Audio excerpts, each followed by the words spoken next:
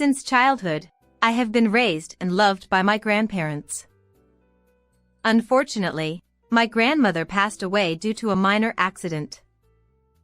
Around that time, I received a sudden message from Alex's wife, with whom I had lost contact for a long time. The content of the message was a request to take in my grandmother, who was supposed to have passed away 3 months ago.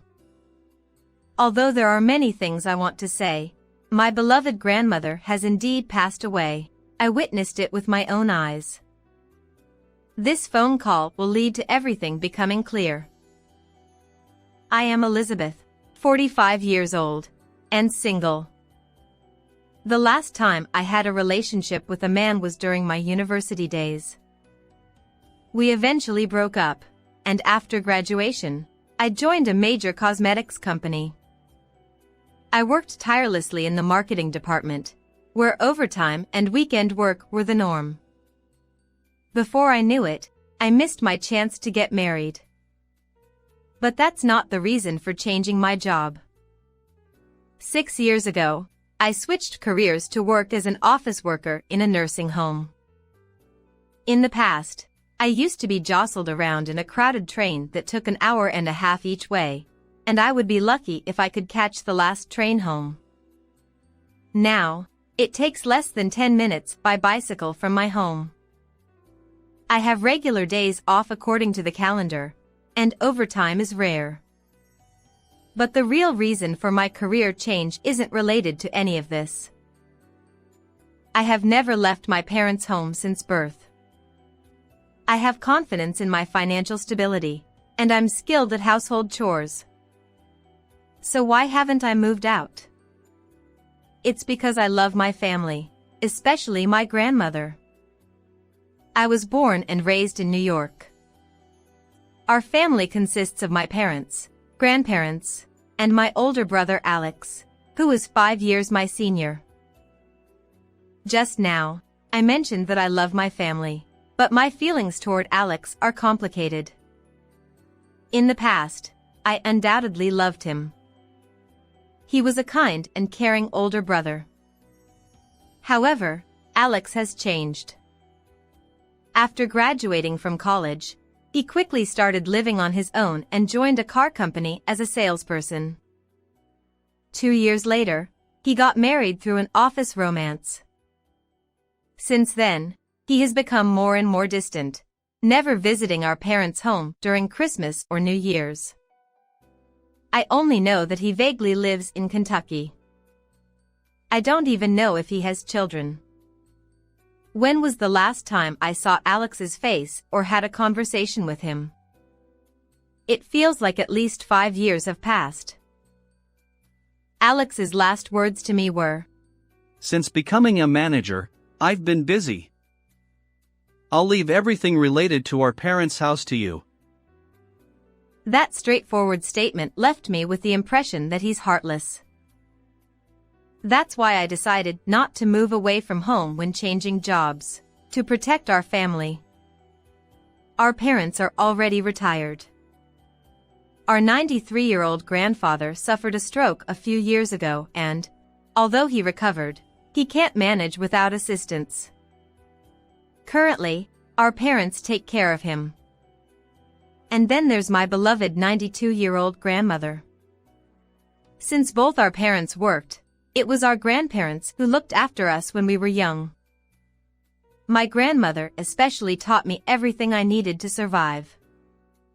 Although she can't venture far now, she's still lively enough to walk freely around the house.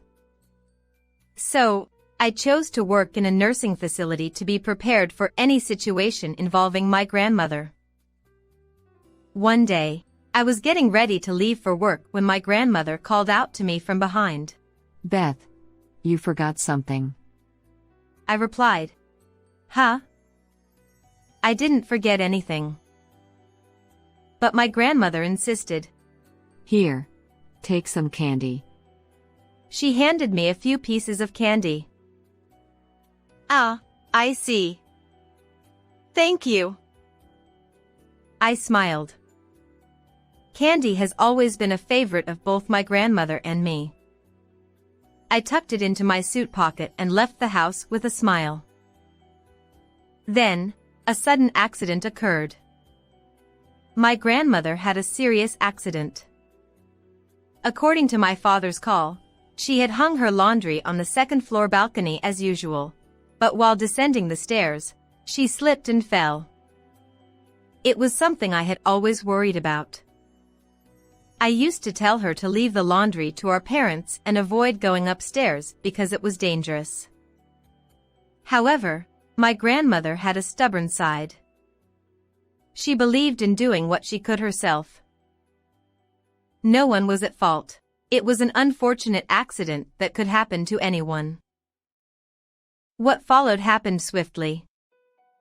My grandmother suffered complex fractures in her thigh bone and pelvis.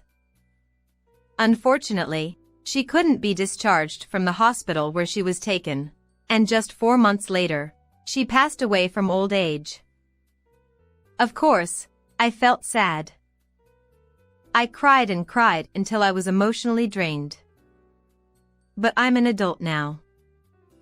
There's no time to dwell in sorrow.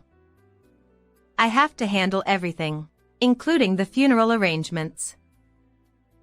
My grandmother's roots were distant, and we had no close relatives to contact.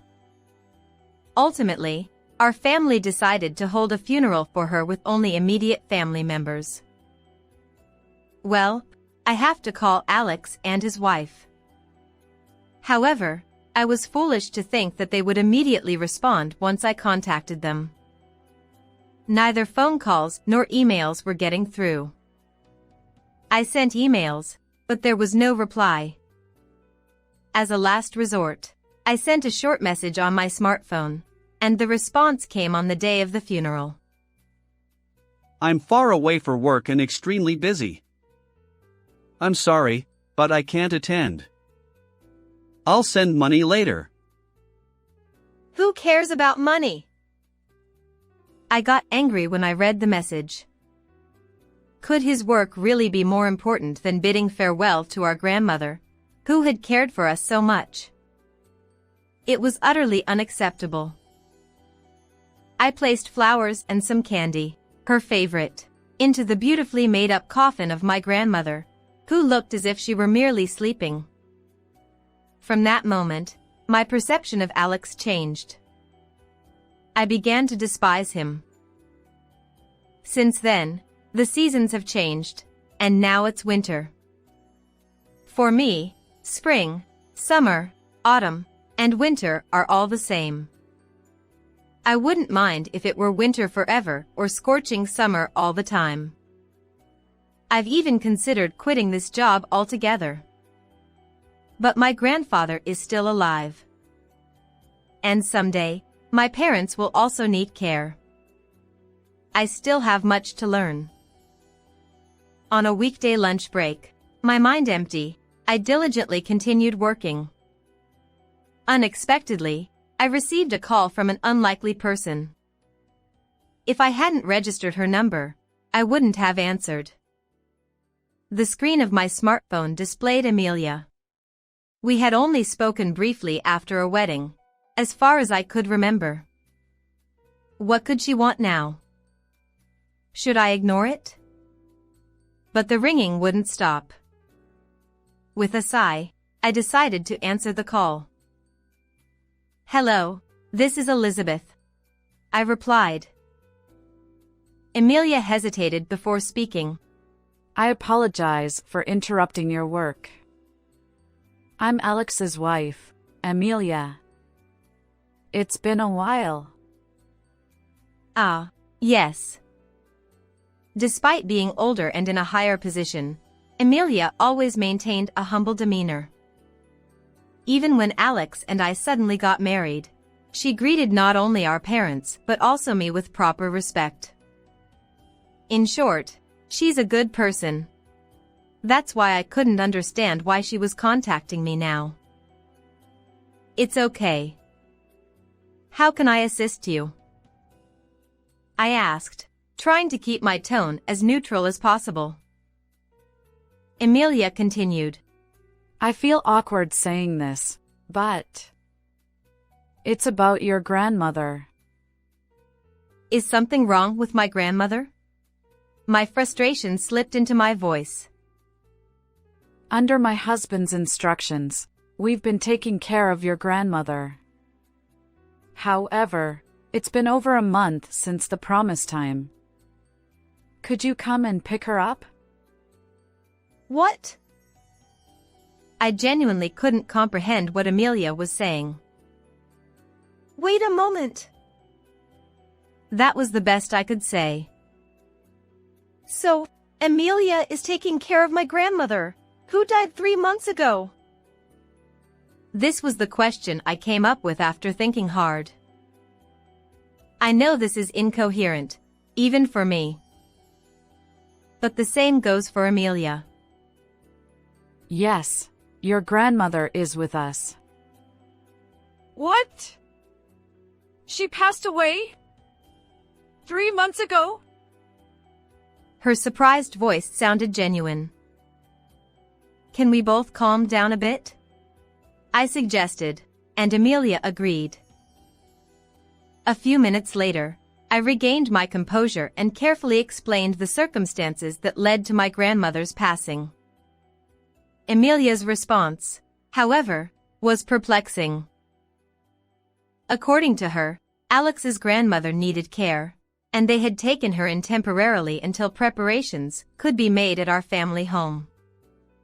This led to two possible conclusions. Neither Amelia nor I are lying. If this is true, then Alex is the one lying. I had anticipated that someone might tell such an easily debunked lie. But now, there were more pressing matters. I need to contact Alex immediately, but I'm almost unreachable on his phone. I told Amelia. Even I haven't touched my husband's cell phone. But if it's just a call, I can use my phone while he's at home. And Amelia hesitated. And? I asked. Recently, my husband has been working remotely more often. If I ask, he might agree to a video call. While face-to-face persuasion had its merits, there was a problem. I don't even know where both of you are currently living, I pointed out. We've been in Pennsylvania for over 10 years, so visiting your place would be easy.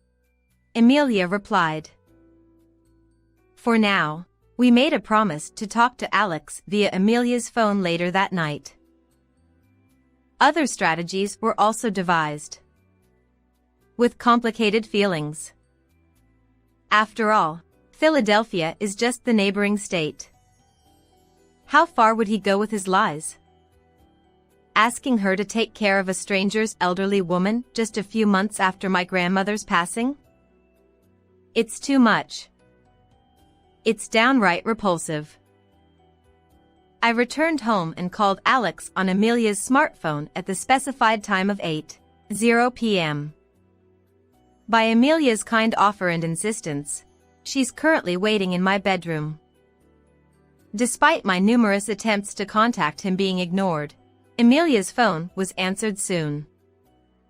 The speaker was on so that Amelia could hear the conversation. Amelia, where are you right now? You haven't even prepared dinner. His high-handed and arrogant tone. This wasn't the Alex I knew. It's me, Alex. I informed him. Huh? He was clearly confused. As expected, I waited for his response. Elizabeth, is that you? Why? Where's Amelia? I'm here. Amelia's response was brief. You! Why are you with Elizabeth? Alex was momentarily speechless but quickly continued. Wait, did you tell Elizabeth about the matter? Yes, I informed her. Amelia remained matter-of-fact. I told you it was too early to discuss that. Alex's attitude suddenly changed. The matter in question was undoubtedly about my grandmother. I've heard from Amelia that you've been working remotely recently. I interjected. And what does that have to do with anything? I could vividly imagine Alex's stern expression. From here on, why don't we continue the conversation face-to-face using a remote work app? I'll send you the ID and password. I proposed. If Alex refuses, I'll take Elizabeth back home. Amelia provided backup. Fine.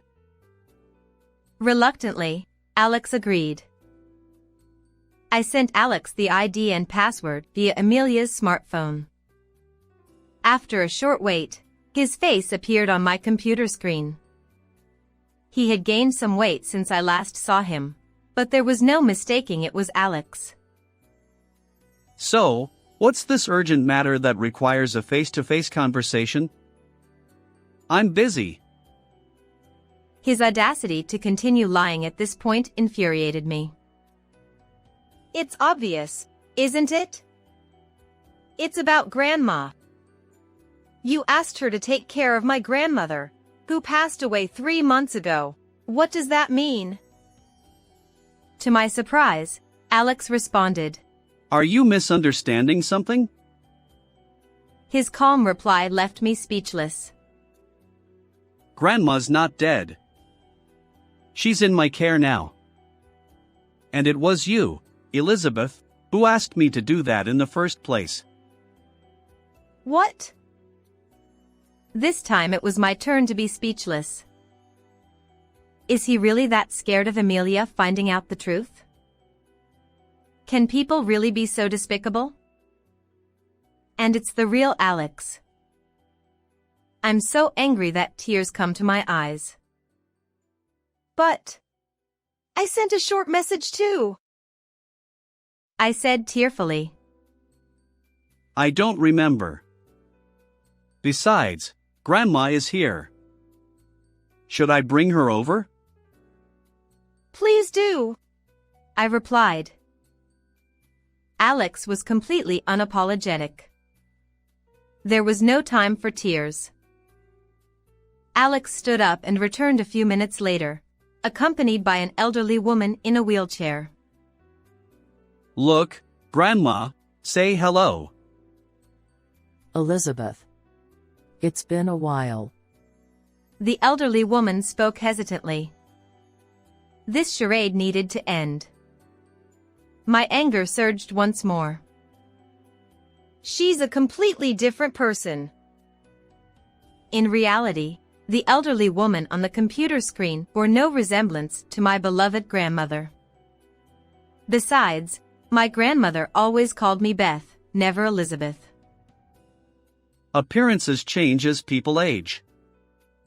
She might be showing signs of dementia lately, so it's no wonder your memory is fuzzy. Alex was determined to stick to his story. In that case, you probably won't accept a death certificate as proof, I retorted. Of course.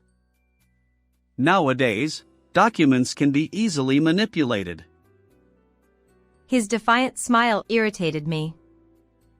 But I had prepared my own strategy. Then I'll show you some evidence. Just wait a moment, I said, leaving the room. A few minutes later, I returned to my bedroom with the evidence.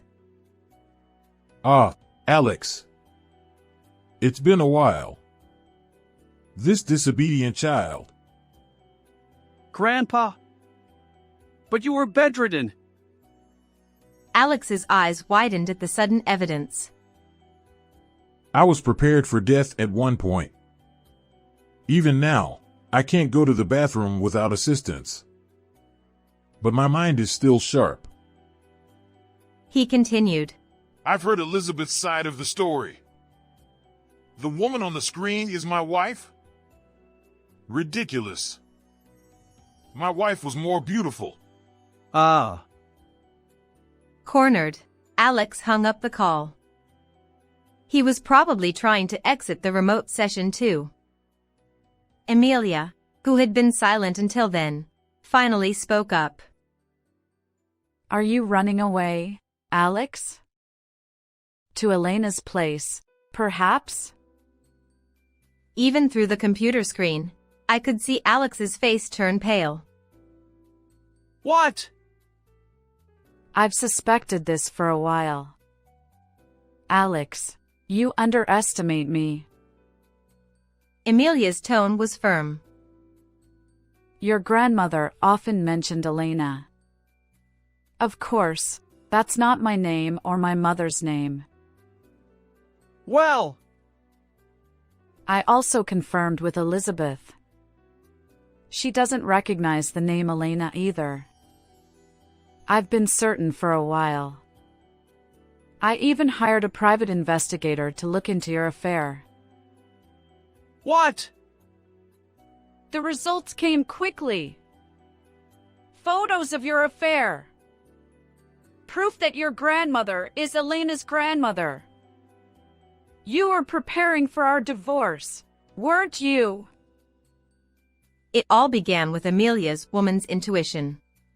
Alex, or rather, Alex's high likelihood of being involved with another woman, his affair with a coworker named Elena in her late 20s, his decision to care for Elena's grandmother, who had dementia, to gain favor with her, and his plan to burden my family with her before she entered a facility. He used every means to divorce Emilia without admitting fault, remarry Elena, and secure a future. Emilia gathered evidence of all this and reached out to me.